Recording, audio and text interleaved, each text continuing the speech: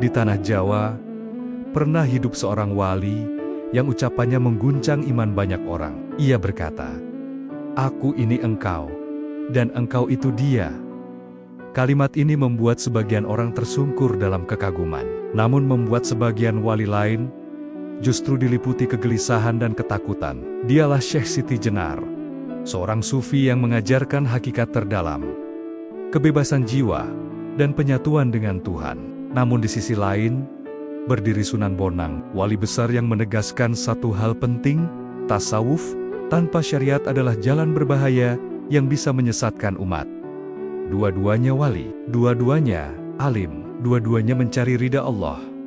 Namun sejarah mencatat, mereka justru berhadapan di dua jalan tasawuf yang tak pernah benar-benar bisa dipertemukan. Apakah Syekh Siti Jenar benar-benar sesat seperti yang dituduhkan? Ataukah ia hanya terlalu tinggi, terlalu dalam, dan terlalu cepat bagi zamannya? Tonton kisah ini sampai akhir, karena di balik konflik para wali ini, tersimpan pelajaran besar tentang iman, kekuasaan, dan kebenaran yang tidak semua orang siap menerimanya. Dan sebelum lanjut, klik subscribe sekarang. Semoga setiap tontonan dan dukungan Anda menjadi amal jariah, menjadi saksi di hari hisab, dan semoga kita semua dipertemukan oleh Allah di surganya, bersama para wali dan orang-orang syalih. Ketik amin di kolom komentar, agar doa ini kembali kepada kita semua. Amin. Angin perubahan berhembus pelan di tanah Jawa.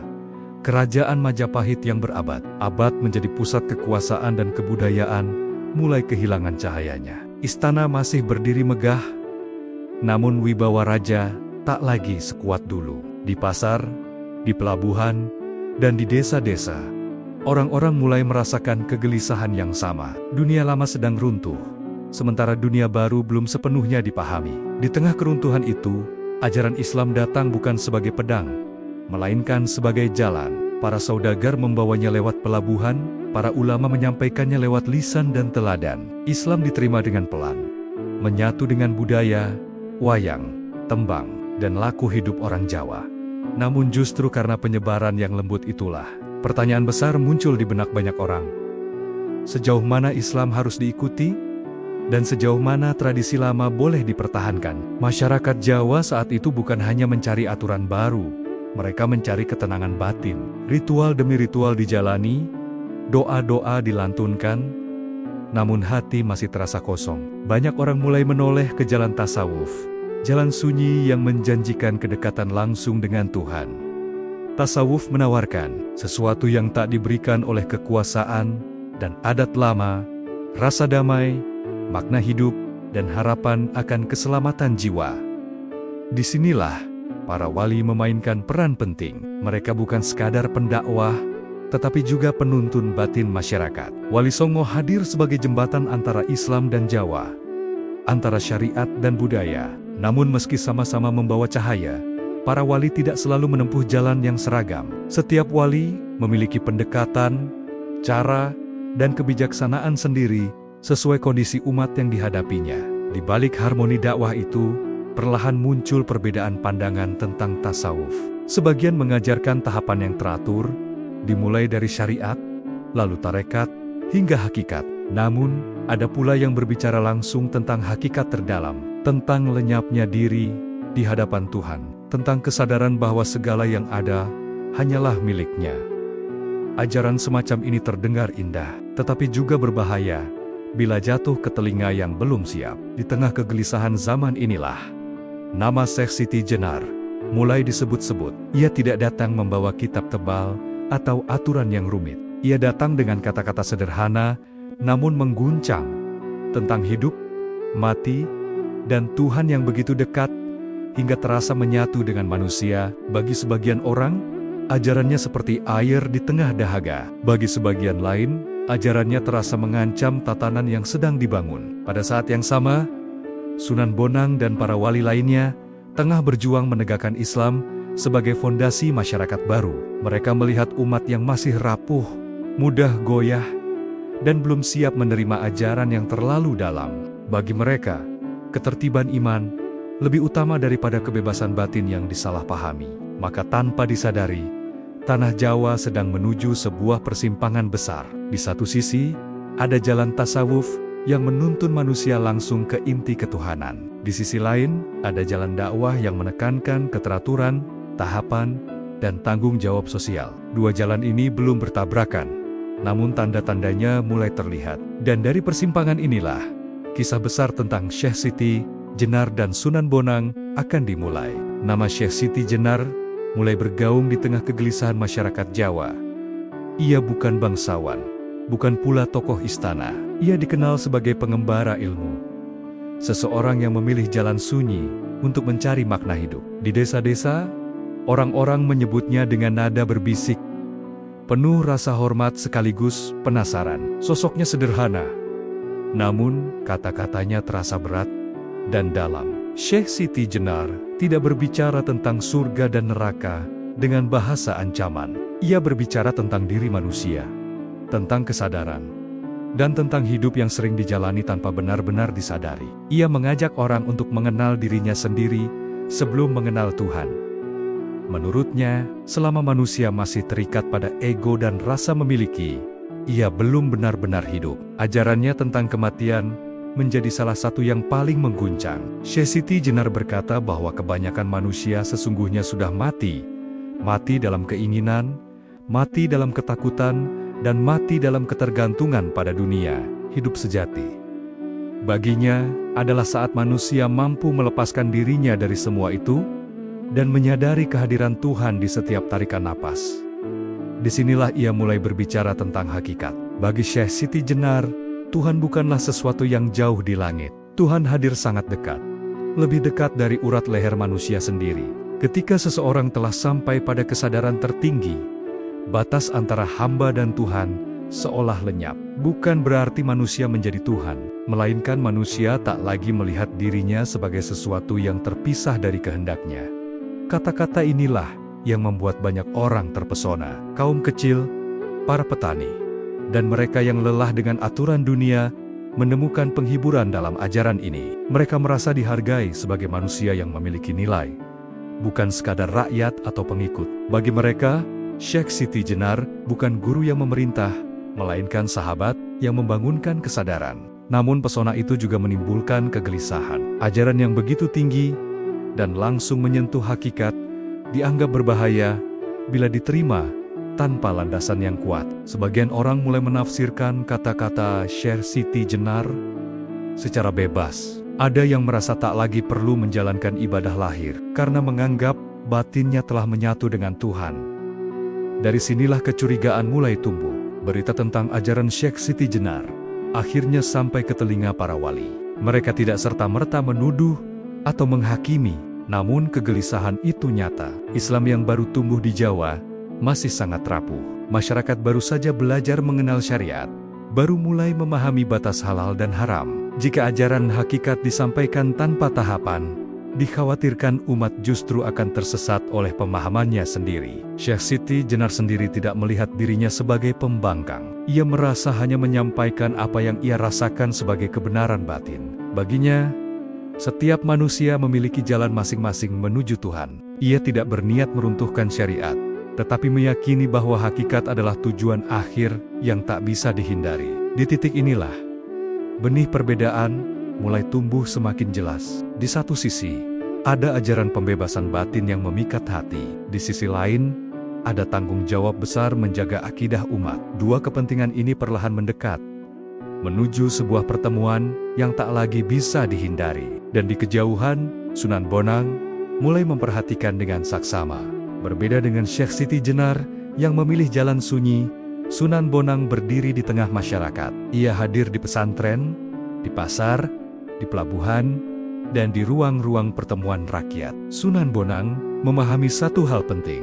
Islam yang baru tumbuh di Jawa membutuhkan fondasi yang kokoh sebelum diajak menyelam ke kedalaman batin. Tanpa fondasi itu, iman mudah runtuh oleh kesalahpahaman. Sunan Bonang adalah wali yang menguasai ilmu zahir dan batin sekaligus. Ia memahami tasawuf, tetapi juga menguasai syariat dengan disiplin yang kuat. Bagi Sunan Bonang, tasawuf bukan jalan pintas menuju Tuhan, melainkan perjalanan panjang yang harus dilalui dengan tertib. Syariat adalah pijakan pertama, tarekat adalah jalan, Dan hakikat adalah tujuan yang hanya bisa dicapai oleh mereka yang telah siap. Dalam dakwahnya, Sunan Bonang menggunakan pendekatan yang sangat Jawa. Ia berdakwah melalui tembang, gamelan, dan kisah-kisah simbolik yang mudah dicerna. Ia tidak memaksa orang meninggalkan tradisi secara tiba-tiba. Sebaliknya, ia menanamkan nilai Islam sedikit demi sedikit, hingga meresap ke dalam jiwa masyarakat. Baginya, perubahan yang perlahan lebih selamat daripada perubahan yang mengguncang. Namun, di balik kelembutan dakwah itu, Sunan Bonang menyimpan kegelisahan yang dalam. Ia melihat umat yang masih mudah terpengaruh, mudah meniru, tanpa memahami. Ia khawatir ajaran hakikat yang disampaikan terlalu cepat akan disalahartikan sebagai pembenaran hawa nafsu. Sunan Bonang meyakini bahwa tugas wali bukan hanya mengajarkan kebenaran, tetapi juga menjaga umat dari kebingungan. Ia melihat Islam di Jawa sebagai bangunan yang masih dalam proses. Jika pondasinya belum kuat, maka bangunan itu akan roboh ketika dihantam ajaran yang terlalu tinggi. Karena itu, ia sangat berhati-hati dalam menyampaikan ilmu tasawuf. Kabar tentang Syekh Siti Jenar pun sampai kepadanya. Sunan Bonang tidak langsung menolak atau mencela. Ia mendengarkan, mengamati, dan merenung. Ia memahami bahwa ajaran Syekh Siti Jenar lahir dari pengalaman batin yang dalam. Namun ia juga melihat dampaknya di tengah masyarakat. Munculnya orang-orang yang merasa tak lagi terikat oleh hukum dan ibadah lahir. Bagi Sunan Bonang, iman bukan hanya urusan batin, tetapi juga tanggung jawab sosial. Ibadah bukan sekadar simbol, melainkan latihan jiwa untuk menundukkan ego. Tanpa syarat, puasa dan disiplin syariat, manusia mudah tertipu oleh perasaan spiritual yang semu. Inilah yang membuat Sunan Bonang berdiri pada sikap yang tegas. Tasawuf harus berjalan seiring dengan syariat, bukan mendahuluinya. Di sisi lain, Sunan Bonang juga menyadari bahwa kebenaran batin tidak bisa dipadamkan begitu saja. Ia tidak ingin mematikan pencarian spiritual manusia, namun ia ingin memastikan bahwa pencarian itu berjalan dalam koridor yang aman. Disinilah dilema besar seorang wali muncul, antara membiarkan kebebasan batin atau menjaga ketertiban iman umat. Perbedaan antara Sunan Bonang dan Syekh Siti Jenar kini semakin jelas, bukan tentang siapa yang lebih dekat dengan Tuhan, melainkan tentang bagaimana kebenaran itu disampaikan dan kepada siapa ia diberikan. Dua jalan tasawuf mulai tampak berdiri sejajar, namun arahnya berbeda. Dan ketika dua jalan ini semakin ramai dilalui pengikut masing-masing, sejarah pun bersiap mencatat sebuah pertemuan besar yang akan mengubah wajah Islam di tanah Jawa. Pada awalnya, perbedaan antara Syekh Siti Jenar dan Sunan Bonang tidak terasa sebagai pertentangan. Keduanya sama-sama berbicara tentang Tuhan, tentang penyucian jiwa, dan tentang tujuan akhir manusia. Namun seiring waktu, masyarakat mulai merasakan ada dua arus besar yang bergerak berlawanan arah, meski mengalir dari sumber yang sama. Syekh Siti Jenar berbicara kepada manusia yang gelisah oleh hidup. Ia menembus batas simbol dan aturan, langsung menyentuh kesadaran terdalam. Ia mengajarkan bahwa penderitaan lahir dari keterikatan, dan kebebasan lahir dari kesadaran akan kehadiran Tuhan di dalam diri. Bagi para pengikutnya, ajaran ini terasa membebaskan, seolah rantai dunia dilepaskan dari jiwa. Sunan Bonang memandang tujuan itu dengan cara berbeda. Ia tidak menolak kedalaman batin, namun menekankan proses. Baginya, jiwa manusia seperti anak kecil yang harus dituntun langkah demi langkah. Tanpa aturan, tanpa disiplin, kebebasan justru berubah menjadi kekacauan. Ia percaya bahwa jalan menuju Tuhan harus dilalui dengan kesabaran, bukan dengan loncatan yang berisiko. Perbedaan ini mulai terasa nyata di tengah masyarakat. Di beberapa tempat, muncul orang-orang yang berkata bahwa ibadah lahir tak lagi penting, karena Tuhan telah hadir di dalam dirinya. Mereka mengutip kata-kata Syekh Siti Jenar, namun seringkali tanpa pemahaman yang utuh. Sebagian mulai meremehkan syariat, sebagian lain merasa dirinya telah mencapai derajat tinggi di hadapan Tuhan. Kabar-kabar seperti inilah yang membuat para wali semakin gelisah, bukan karena ajaran hakikat itu salah, melainkan karena disampaikan kepada mereka yang belum siap. Sunan Bonang melihat bahaya besar di balik kesalahpahaman ini. Jika dibiarkan, Islam yang baru tumbuh bisa runtuh sebelum benar-benar berdiri. Di sisi lain, Syekh Siti Jenar melihat kegelisahan para wali sebagai ketakutan yang berlebihan. Baginya, kebenaran batin tidak boleh ditahan hanya karena manusia belum siap. Ia percaya bahwa kesadaran akan tumbuh dengan sendirinya pada siapapun yang mendengar dan merenungkannya. Menahan hakikat sama saja dengan menutup pintu cahaya, maka tanpa ada perdebatan terbuka, jarak batin mulai tercipta. Dua jalan tasawuf berjalan sejajar, namun semakin menjauh. Yang satu berbicara tentang lenyapnya diri, yang lain berbicara tentang penundukan diri. Masyarakat pun terjebak di tengah. Sebagian merasa damai mengikuti tuntunan Sunan Bonang yang teratur dan aman. Sebagian lain merasa terpanggil oleh ajaran Syekh Siti Jenar yang menggugah dan berani. Namun tidak sedikit pula yang bingung, tak tahu harus melangkah ke arah mana. Para wali mulai menyadari bahwa perbedaan ini tak bisa dibiarkan mengalir tanpa arah. Bukan karena ingin mematikan pencarian spiritual, tetapi karena tanggung jawab besar menjaga umat. Islam di Jawa bukan hanya soal pengalaman pribadi, tetapi juga soal tatanan sosial, persatuan, dan masa depan.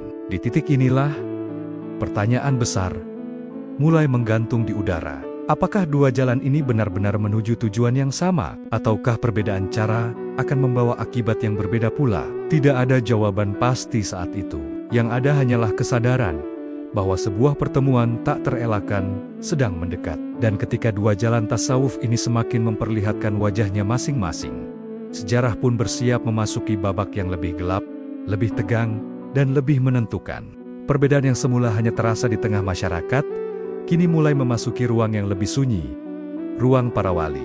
Tidak ada teriakan, tidak ada perdebatan terbuka. Yang ada hanyalah bisik-bisik, percakapan pelan, dan wajah-wajah yang dipenuhi kegelisahan. Para wali memahami bahwa apa yang sedang terjadi bukan persoalan kecil, melainkan menyangkut arah masa depan Islam di tanah Jawa. Dalam pertemuan-pertemuan yang tertutup, nama Syekh Siti Jenar mulai disebut dengan lebih serius, bukan dengan kebencian, melainkan dengan kekhawatiran. Para wali sepakat bahwa Syekh Siti Jenar adalah seorang pencari Tuhan yang sungguh-sungguh. Tidak ada yang meragukan kedalaman batinnya. Namun justru karena kedalaman itulah, ajarannya dinilai berisiko.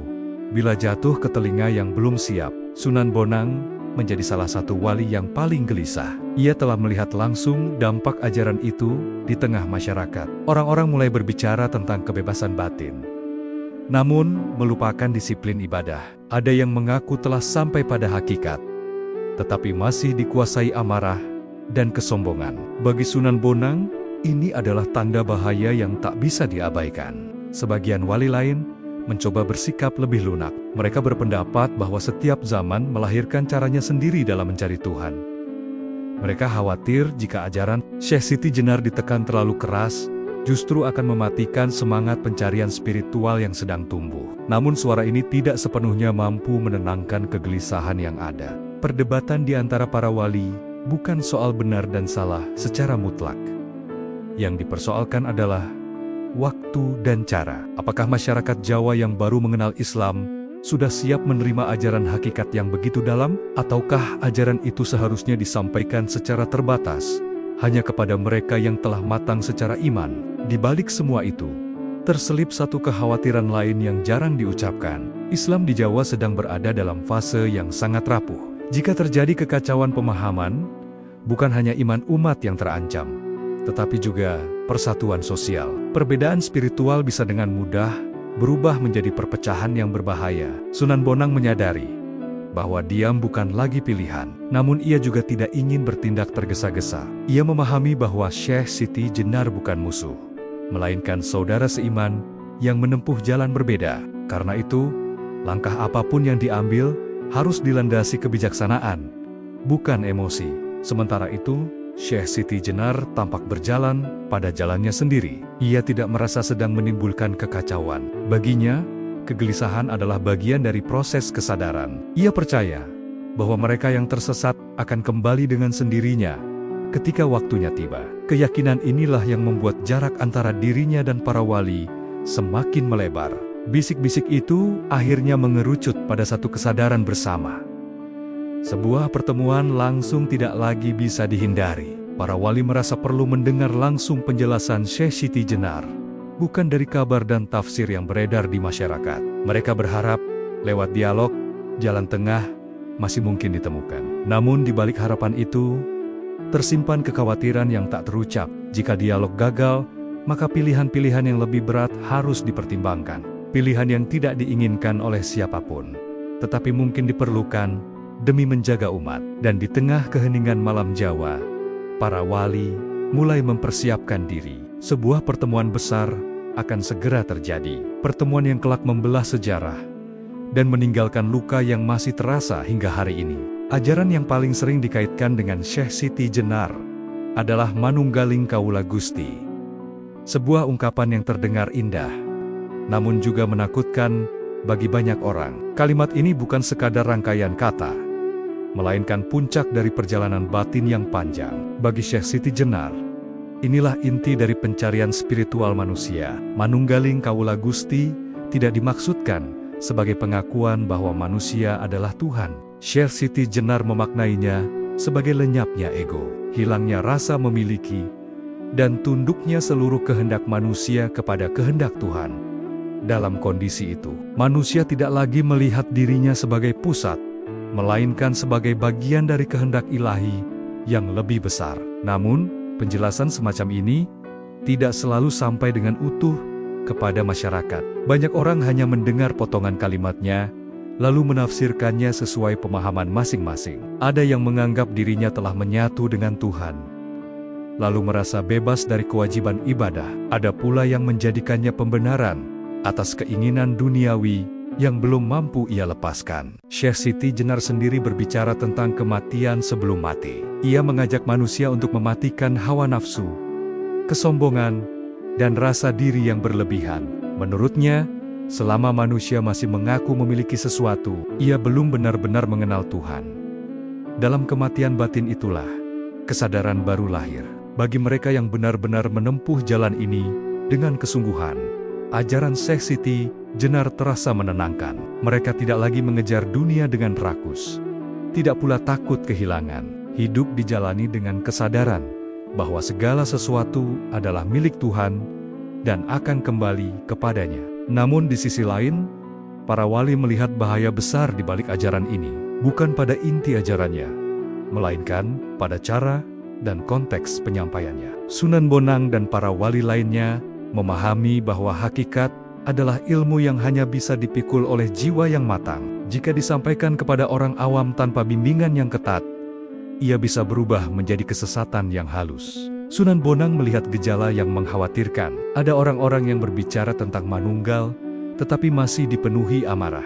Ada yang mengaku telah sampai pada hakikat, namun masih mencintai dunia dengan berlebihan. Bagi Sunan Bonang, ini adalah tanda bahwa ajaran itu belum dipahami, namun sudah dijadikan identitas. Perbedaan pandangan ini membuat jarak antara Syekh Siti Jenar dan para wali semakin melebar. Syekh Siti Jenar percaya bahwa kebenaran batin tidak boleh ditunda. Ia yakin bahwa kesadaran akan menemukan jalannya sendiri. Sementara, para wali percaya bahwa kebenaran tanpa bimbingan bisa melukai lebih banyak jiwa daripada yang disembuhkan. Di titik inilah, konflik mulai mengeras. Bukan lagi sekadar perbedaan pendekatan, melainkan perbedaan prinsip.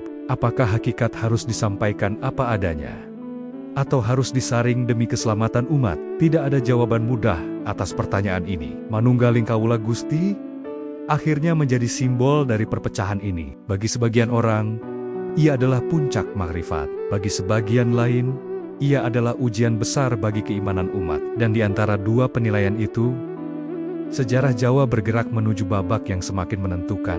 Bagi Sunan Bonang, dakwah bukan hanya soal hubungan manusia dengan Tuhan, tetapi juga tentang bagaimana manusia hidup bersama manusia lain. Islam yang ia bangun di tanah Jawa tidak boleh berhenti di ruang batin, tetapi harus hadir sebagai tatanan yang menumbuhkan keadilan, ketertiban, dan tanggung jawab sosial. Tanpa itu, agama hanya akan menjadi pengalaman pribadi yang rapuh. Sunan Bonang memahami betul kondisi masyarakat Jawa saat itu.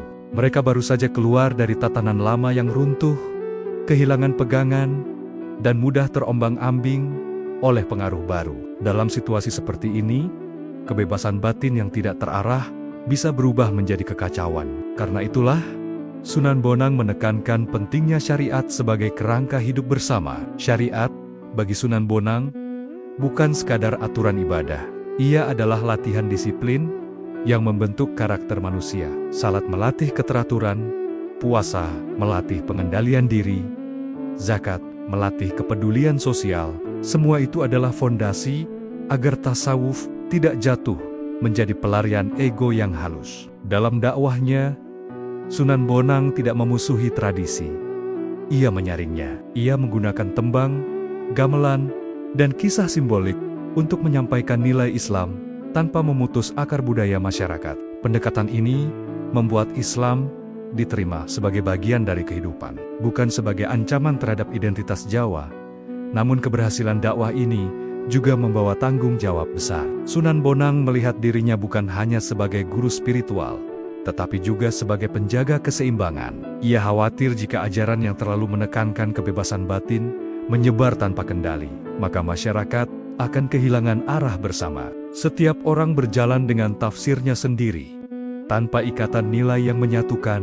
Berita tentang pengaruh Syekh Siti Jenar terus sampai kepadanya. Sunan Bonang tidak menutup mata terhadap sisi positifnya. Ia melihat ketulusan, keberanian, dan kedalaman batin di balik ajaran itu. Namun ia juga melihat dampak nyatanya, munculnya orang-orang yang menolak aturan, meremehkan ibadah, dan menganggap dirinya telah selesai dengan agama.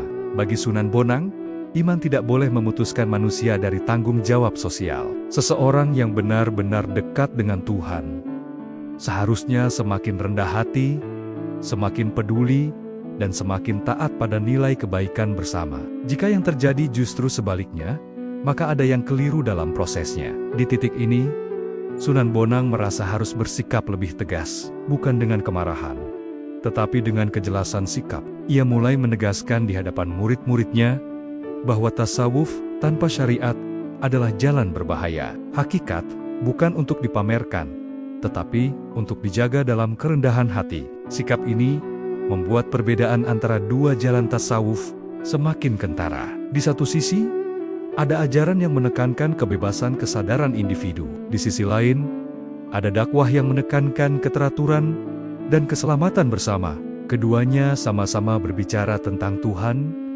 namun berangkat dari tanggung jawab yang berbeda. Masyarakat pun kembali dihadapkan pada pilihan yang tidak mudah.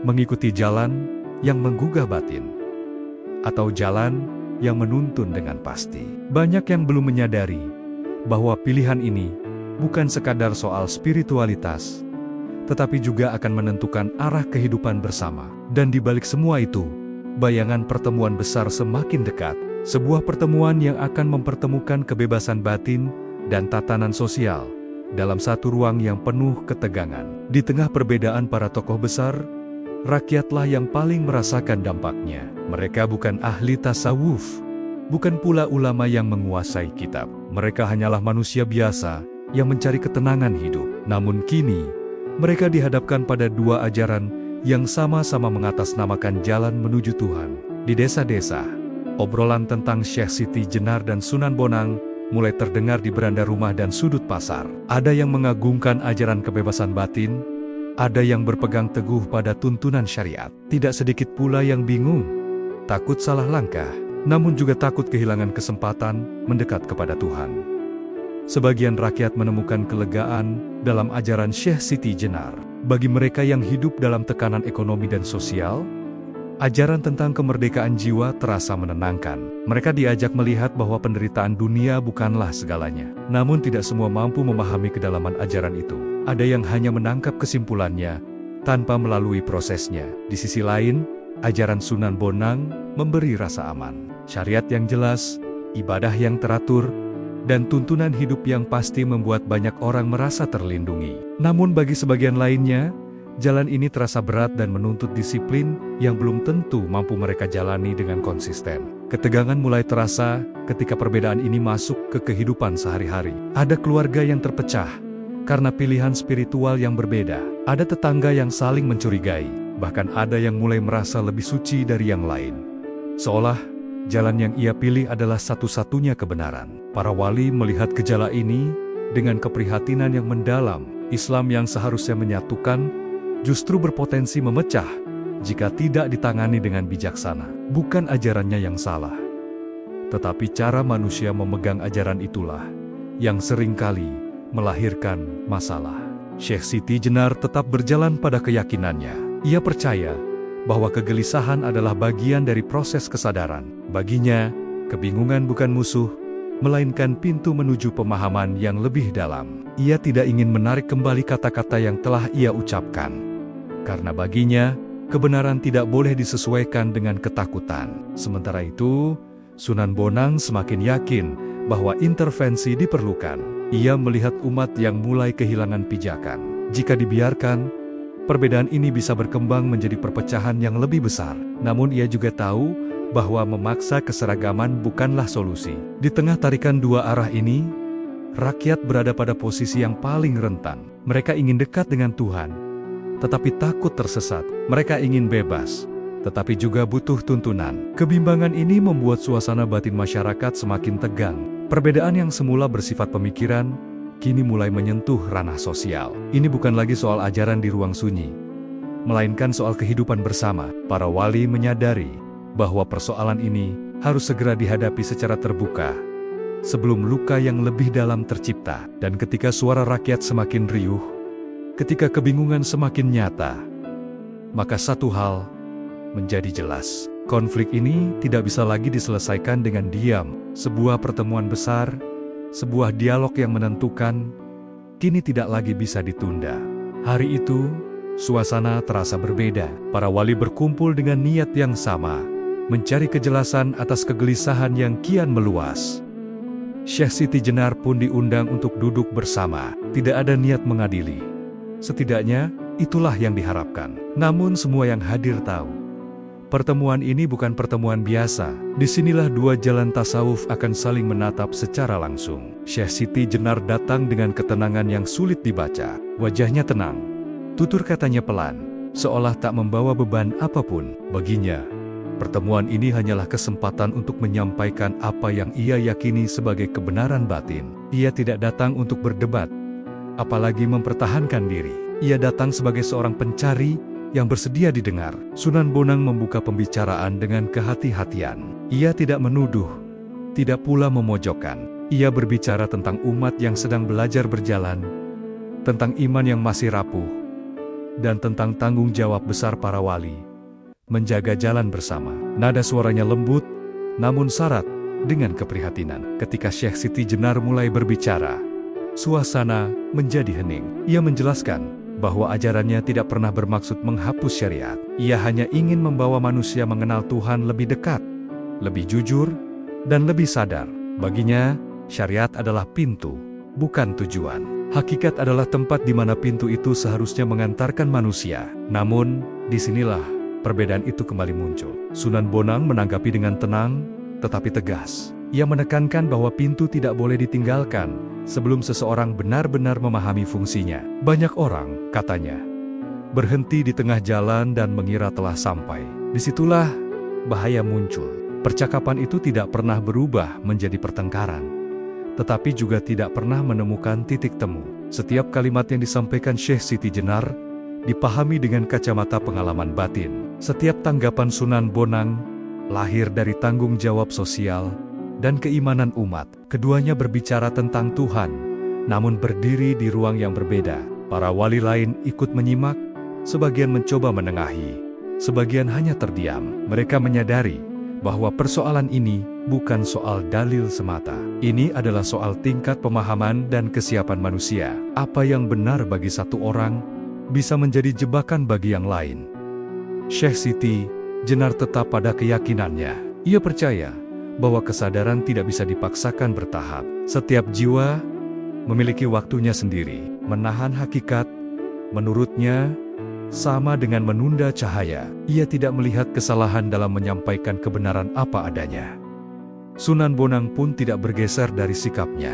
Baginya, kebenaran harus dijaga agar tidak melukai. Jika ajaran itu menimbulkan kebingungan dan kesombongan, maka perlu ada batas yang jelas. Ia tidak menolak hakikat, tetapi menolak penyampaiannya tanpa pengaman. Pertemuan itu akhirnya berakhir tanpa kesepakatan. Tidak ada vonis, tidak ada keputusan. Namun satu hal menjadi jelas bagi semua yang hadir. Dua jalan ini tidak lagi bisa berjalan berdampingan tanpa gesekan. Perbedaan yang selama ini samar, kini berdiri terang di hadapan mereka. Masing-masing pulang dengan kegelisahan yang berbeda. Syekh Siti Jenar merasa kebenaran batin belum sepenuhnya dipahami. Sunan Bonang merasa umat masih berada dalam bahaya. Dan di antara dua perasaan itu, sejarah Jawa bergerak menuju babak yang lebih berat. Karena setelah pertemuan ini, persoalan tak lagi bisa disimpan di ruang sunyi. Konflik telah memasuki fase yang lebih terbuka, dan pilihan-pilihan yang lebih keras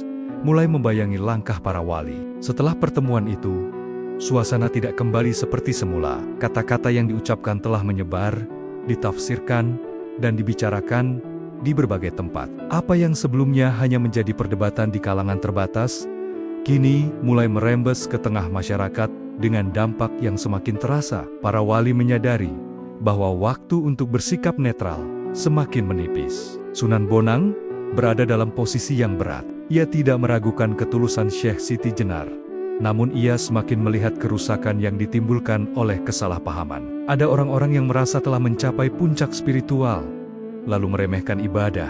Ada pula yang menggunakan bahasa hakikat untuk membenarkan sikap angkuh dan menolak nasihat. Bagi Sunan Bonang, inilah garis batas yang tak bisa dilampaui. Tasawuf seharusnya melahirkan kerendahan hati, bukan kesombongan. Jika sebuah ajaran justru membuat manusia merasa lebih tinggi dari sesamanya, maka ada yang keliru dalam cara ia dipahami atau disampaikan. Syekh Siti Jenar tetap berdiri pada keyakinannya. Ia percaya bahwa setiap orang bertanggung jawab atas pemahamannya sendiri.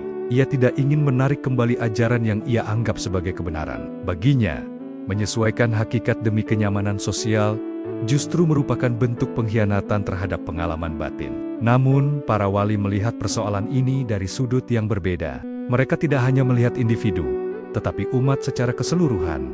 Islam di Jawa masih sangat muda. Kesalahan pemahaman yang dibiarkan bisa berdampak panjang, bukan hanya pada iman, tetapi juga pada persatuan masyarakat. Diskusi di kalangan wali semakin intens. Ada yang masih berharap jalan tengah, ada pula yang mulai berpikir bahwa ketegasan adalah satu-satunya pilihan. Keputusan apapun yang diambil akan meninggalkan luka. Namun tidak mengambil keputusan juga berisiko melahirkan kekacauan yang lebih besar. Sunan Bonang menyadari bahwa persoalan ini bukan sekadar teologisis. Ada dimensi sosial dan politik yang ikut bermain. Penguasa membutuhkan stabilitas. Masyarakat membutuhkan arah yang jelas. Jika agama menjadi sumber kebingungan, maka kepercayaan terhadap dakwah bisa runtuh. Di sisi lain, Syekh Siti Jenar tidak melihat dirinya sebagai ancaman. Ia melihat dirinya sebagai pengingat. Ia berbicara tentang kebebasan batin di tengah dunia yang penuh keterikatan. Ia tidak bermaksud merusak tatanan, tetapi ia juga tidak ingin tunduk pada ketakutan kolektif. Ketegangan ini menciptakan jurang yang semakin lebar. Di satu sisi, ada tanggung jawab menjaga umat. Di sisi lain, ada keyakinan akan kebenaran batin yang tak bisa ditawar. Keduanya sama-sama membawa niat baik, namun bergerak ke arah yang saling berlawanan. Para wali akhirnya sampai pada satu kesimpulan pahit. Selama ajaran Syekh Siti Jenar disampaikan tanpa batas, kegelisahan umat tidak akan reda. Sesuatu harus dilakukan, meski tidak ada yang benar-benar menginginkannya. Keputusan yang akan diambil bukanlah kemenangan, melainkan pengorbanan. Di tengah malam yang sunyi, Sunan Bonang merenung panjang. Ia bertanya pada dirinya sendiri, apakah menjaga umat berarti harus mengorbankan seorang pencari Tuhan? Tidak ada jawaban yang mudah. Yang ada hanyalah kesadaran bahwa sejarah sedang menuntut pilihan. Dan ketika fajar menyingsing, arah konflik ini semakin jelas. Jalan dialog perlahan tertutup. Babak selanjutnya akan membawa kisah ini menuju titik yang lebih gelap, lebih berat, dan tak lagi bisa dihindari. Ketegangan yang semula bersifat spiritual perlahan berubah wajah. Apa yang dimulai sebagai perbedaan pemahaman tasawuf kini bercampur dengan kepentingan yang lebih besar. Tuduhan mulai beredar, bukan hanya tentang ajaran, tetapi juga tentang dampaknya terhadap ketertiban dan kekuasaan. Di titik inilah, persoalan iman tak lagi berdiri sendiri. Nama Syekh Siti Jenar mulai disebut dengan nada yang berbeda. Tidak lagi sekadar sebagai sufi kontroversial, tetapi sebagai sosok yang dianggap mengganggu ketenangan masyarakat. Sebagian orang melaporkan bahwa ajarannya membuat rakyat berani menolak aturan, meremehkan hukum, bahkan mempertanyakan otoritas para pemimpin agama. Kabar ini menyebar cepat, seringkali dibesar-besarkan, dan jarang diperiksa kebenarannya. Para wali menyadari bahwa arus ini berbahaya. Ketika ajaran spiritual mulai dikaitkan dengan keresahan sosial, maka campur tangan kekuasaan hampir tak terelakkan. Islam di Jawa saat itu sedang membangun legitimasi. Stabilitas menjadi kebutuhan utama. Segala sesuatu yang berpotensi menimbulkan keguncangan akan dianggap ancaman. Sunan Bonang melihat situasi ini dengan kegelisahan yang mendalam. Ia tahu bahwa konflik ini telah melewati batas diskusi batin. Kini, setiap kata dan sikap bisa ditafsirkan secara politis. Kesalahan kecil bisa berujung pada keputusan besar yang tak bisa ditarik kembali. Syekh Siti Jenar sendiri tampak tidak terpengaruh oleh perubahan suasana. Ia tetap mengajar seperti biasa, berbicara tentang kesadaran dan kemerdekaan jiwa. Ia tidak menanggapi tuduhan yang beredar. Baginya, kebenaran tidak membutuhkan pembelaan. Namun, sikap diam ini justru ditafsirkan sebagai pembangkangan oleh sebagian pihak. Kesalahpahaman pun semakin dalam. Ajaran yang sejatinya berbicara tentang kematian ego dituduh sebagai ajakan untuk menghapus hukum. Konsep lenyapnya diri ditafsirkan sebagai penolakan terhadap syariat. Perbedaan bahasa dan tingkat pemahaman membuat jarak semakin sulit dijembatani. Di balik layar, tekanan semakin terasa.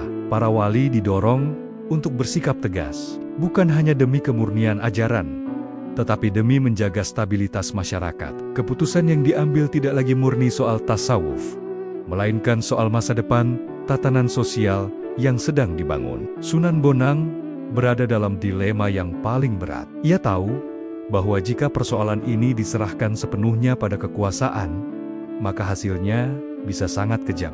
Namun jika dibiarkan, kegelisahan umat bisa semakin meluas.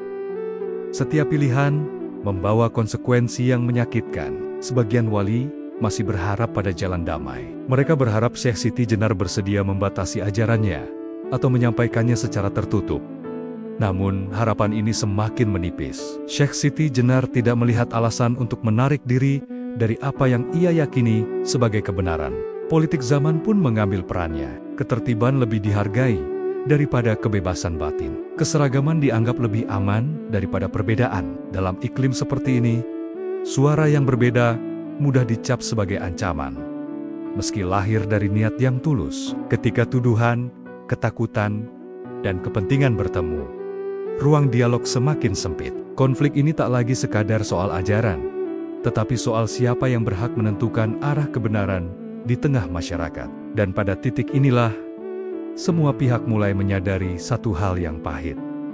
Jalan tengah hampir tertutup sepenuhnya. Sejarah sedang bergerak menuju keputusan yang tidak akan memuaskan siapapun, namun akan mengubah segalanya. Ketika semua kata telah diucapkan, dan semua niat baik telah dicoba, tersisa satu kenyataan pahit. Dua jalan tasawuf ini tidak lagi bisa dipertemukan.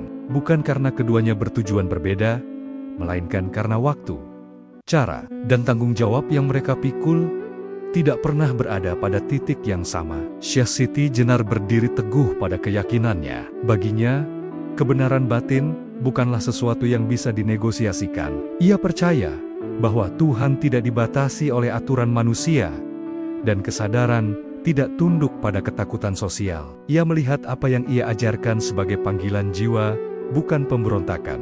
Di sisi lain, Sunan Bonang dan para wali telah sampai pada batas kesabaran yang berat. Mereka tidak lagi hanya melihat ajaran, tetapi dampaknya. Umat semakin bingung, perbedaan semakin tajam, dan ketertiban semakin rapuh. Bagi mereka, membiarkan keadaan ini berlarut-larut berarti mempertaruhkan masa depan Islam di Jawa. Upaya terakhir untuk mencari jalan tengah kembali dilakukan. Namun kali ini bukan lagi dialog yang hangat, melainkan pembicaraan yang penuh kehati-hatian. Syekh Siti Jenar diminta untuk membatasi ajarannya, menyampaikannya secara tertutup, atau setidaknya menahan kata-kata yang paling mudah disalahpahami. Permintaan itu disampaikan bukan sebagai ancaman, melainkan sebagai upaya penyelamatan. Namun Sher Siti Jenar menolak dengan tenang. Ia tidak marah, tidak pula merasa terhina. Ia hanya berkata bahwa kebenaran tidak bisa disembunyikan demi ketenangan semu. Baginya, menahan hakikat sama saja dengan mengkhianati cahaya yang telah ia terima. Penolakan itu membuat jarak yang tersisa akhirnya runtuh. Para wali menyadari bahwa perbedaan ini bukan lagi soal penyesuaian teknis, tetapi soal prinsip yang paling mendasar.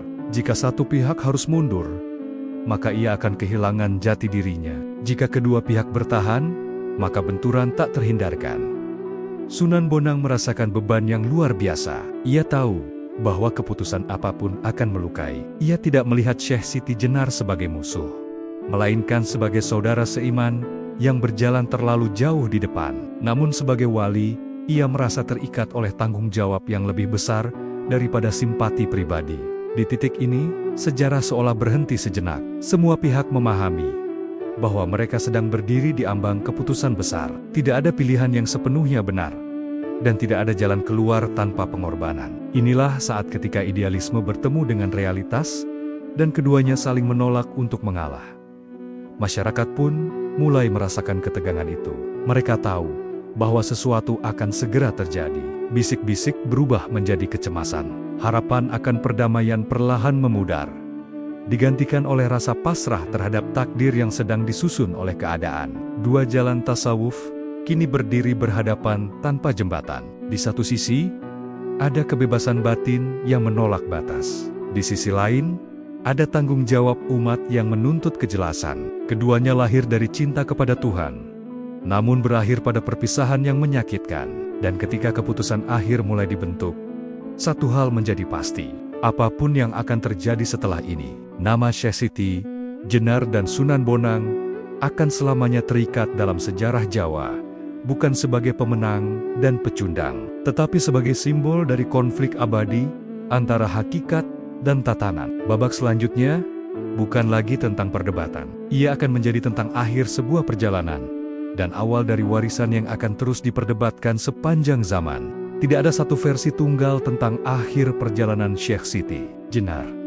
Sejarah mencatatnya dengan kabut tebal antara fakta, tafsir, dan legenda. Namun, justru disitulah kisah ini menjadi abadi. Bukan karena kepastian, melainkan karena pertanyaan yang tak pernah selesai dijawab. Sebagian kisah menyebutkan bahwa Syekh Siti Jenar diadili oleh para wali dan akhirnya dihukum mati. Versi ini sering diceritakan sebagai bukti ketegasan Wali Songo dalam menjaga kemurnian ajaran Islam. Namun, ada pula versi lain yang mengatakan bahwa eksekusi itu bersifat simbolik, bukan pembunuhan fisik, melainkan penghapusan ajaran yang dianggap berbahaya bagi umat. Versi lain yang berkembang menyebutkan bahwa Syekh Siti Jenar sebenarnya telah wafat sebelum peristiwa itu terjadi. Kisah pengadilan hanyalah cara sejarah menjelaskan berakhirnya pengaruh ajarannya di ruang publik. Dalam versi ini, Syekh Siti Jenar tidak mati sebagai pemberontak, melainkan sebagai sufi yang telah menuntaskan perjalanannya. Ada pula cerita yang lebih mistis. Dikatakan bahwa Syekh Siti Jenar lenyap secara spiritual, seolah kembali menyatu dengan asalnya. Kisah ini hidup di kalangan pengikutnya sebagai simbol bahwa seorang yang telah mencapai hakikat sejati tidak lagi terikat oleh kematian duniawi. Para sejarawan sepakat pada satu hal, tidak ada bukti sejarah yang benar-benar pasti tentang bagaimana akhir hidup Syekh Siti Jenar. Yang ada hanyalah narasi yang lahir dari kepentingan, ketakutan, dan keyakinan zamannya. Setiap versi mencerminkan sudut pandang yang berbeda tentang konflik besar yang melingkupi hidupnya. Sunan Bonang dan para wali lainnya pun tidak tercatat sebagai sosok yang merayakan berakhirnya kisah ini. Tidak ada kemenangan, tidak ada perayaan. Yang tersisa hanyalah beban tanggung jawab dan kesadaran bahwa keputusan yang diambil membawa luka yang panjang. Syekh Siti Jenar, dalam semua versi kisahnya, tetap tampil sebagai sosok yang teguh pada keyakinan batin. Ia tidak tercatat menarik kembali ajarannya. Ia juga tidak tercatat melawan dengan kekerasan. Ia berjalan sampai batas terakhir, dengan ketenangan yang justru membuat kisahnya terus hidup. Bagi masyarakat Jawa, akhir kisah Syekh Siti Jenar meninggalkan jejak yang mendalam. Sebagian melihatnya sebagai peringatan tentang bahaya ajaran yang terlalu tinggi. Sebagian lain melihatnya sebagai simbol kebebasan spiritual yang dikorbankan demi ketertiban sosial. Apapun versinya, satu hal tidak bisa disangkal. Syekh Siti Jenar telah menjadi bagian dari denyut sejarah Jawa. Namanya terus disebut, ajarannya terus diperdebatkan, dan kisahnya terus diwariskan dari generasi ke generasi. Mungkin justru disitulah akhir sejatinya. Bukan pada cara ia meninggal, tetapi pada fakta bahwa ia tidak pernah benar-benar pergi. Ia hidup dalam pertanyaan, dalam pencarian, dan dalam kegelisahan manusia yang tak pernah berhenti mencari Tuhan.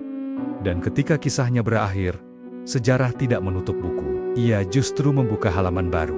Halaman tentang bagaimana Islam di Jawa melanjutkan perjalanannya setelah peristiwa besar ini. Halaman tentang para wali yang harus menata kembali umat, dan tentang warisan yang akan menentukan arah masa depan. Setelah badai konflik mereda, Sunan Bonang melanjutkan dakwahnya dengan beban sejarah yang tak ringan.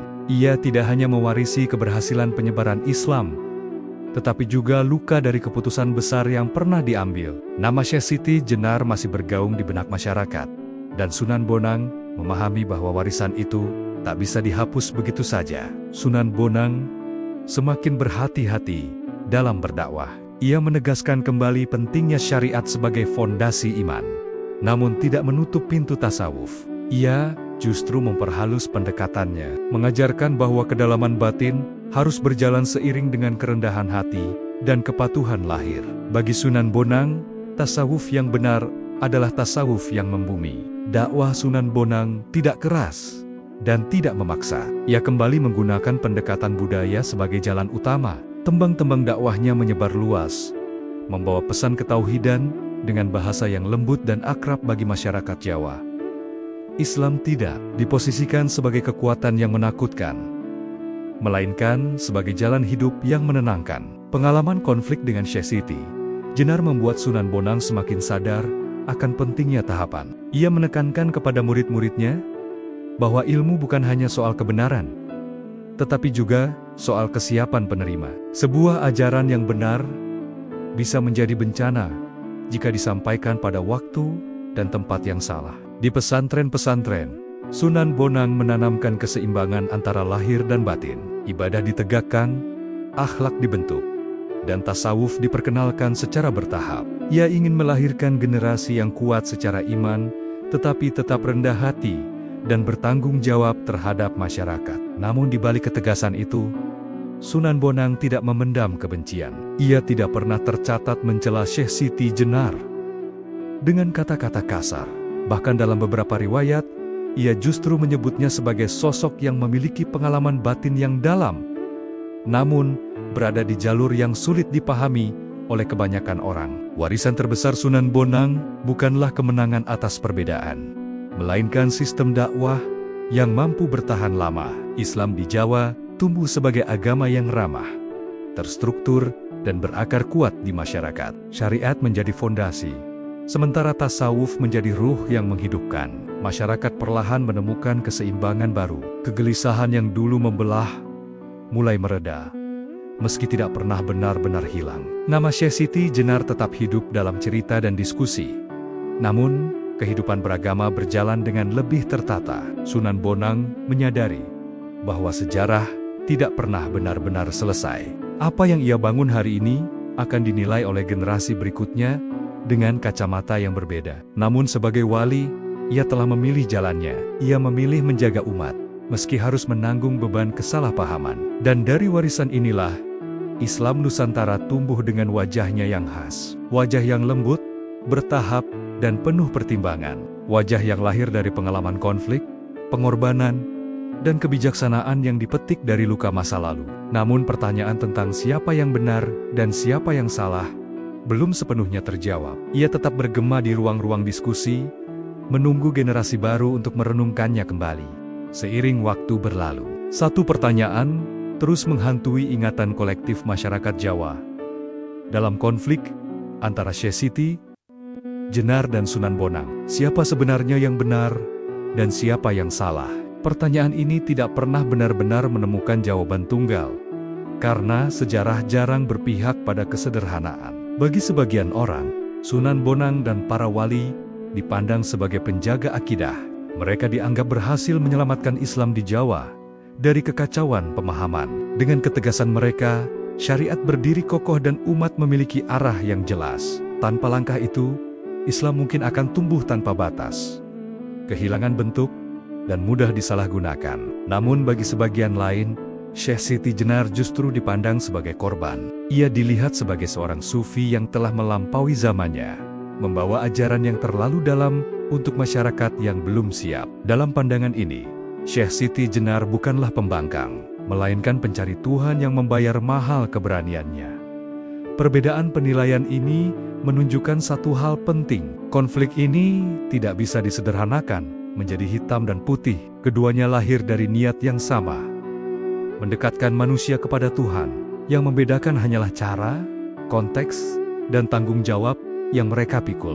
Syekh Siti Jenar berbicara dari ruang pengalaman batin yang sunyi. Ia menyampaikan apa yang ia rasakan sebagai kebenaran terdalam. Sunan Bonang berbicara dari ruang tanggung jawab sosial. Ia harus memastikan bahwa kebenaran itu tidak melukai umat yang masih belajar berjalan.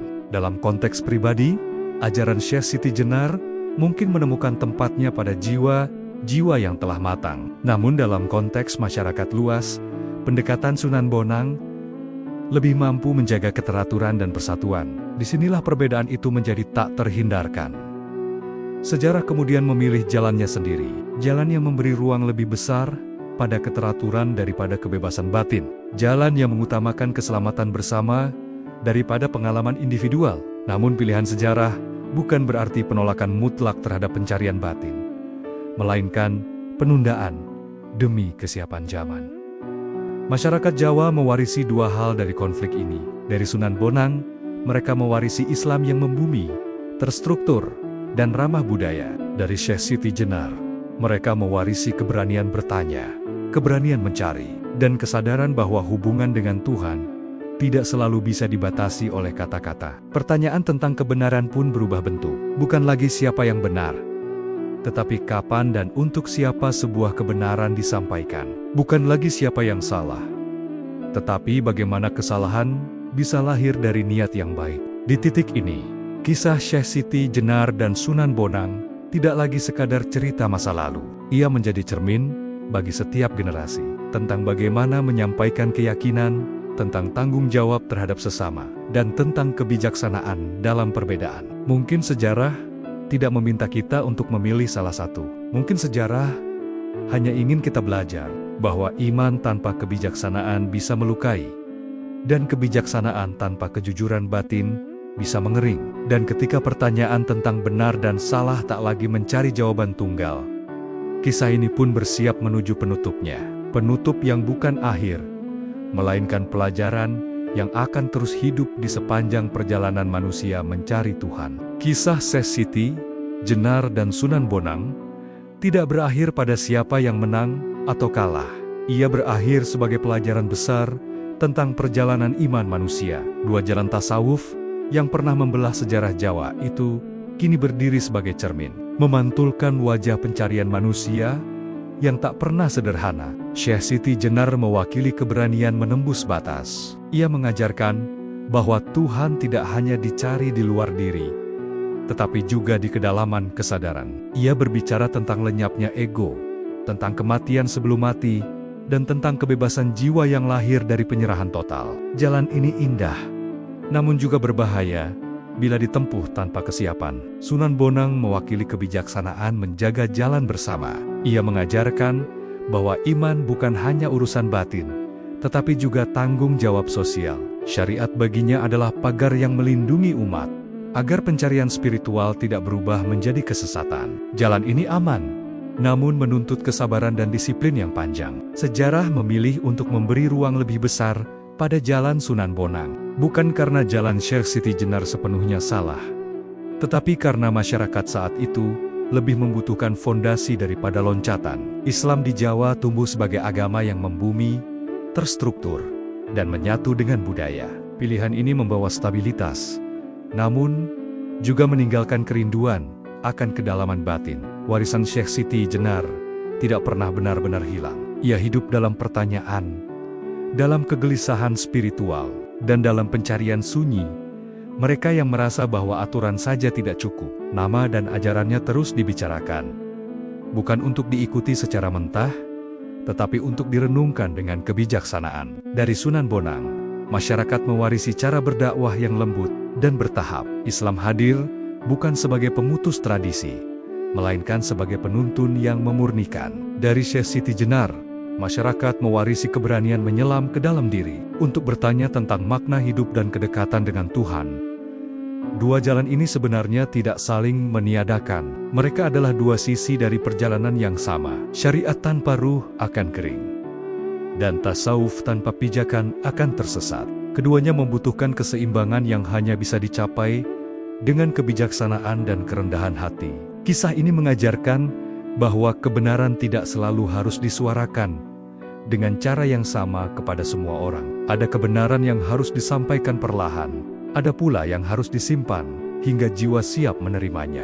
Waktu, konteks, dan tanggung jawab adalah bagian dari kebenaran itu sendiri. Sejarah Jawa telah membayar mahal untuk pelajaran ini. Namun dari luka dan konflik itu, lahir wajah Islam yang khas. Wajah yang mengajarkan harmoni, kehati-hatian, dan kedalaman sekaligus. Wajah yang tidak sempurna, tetapi terus belajar dari masa lalu. Dan mungkin disitulah akhir sejati kisah ini. Bukan pada perpisahan Syekh Siti Jenar dan Sunan Bonang, melainkan pada kesadaran bahwa perjalanan menuju Tuhan selalu memiliki lebih dari satu jalan. Yang terpenting bukan seberapa tinggi kita melangkah, tetapi seberapa bijak kita menuntun dan dituntun.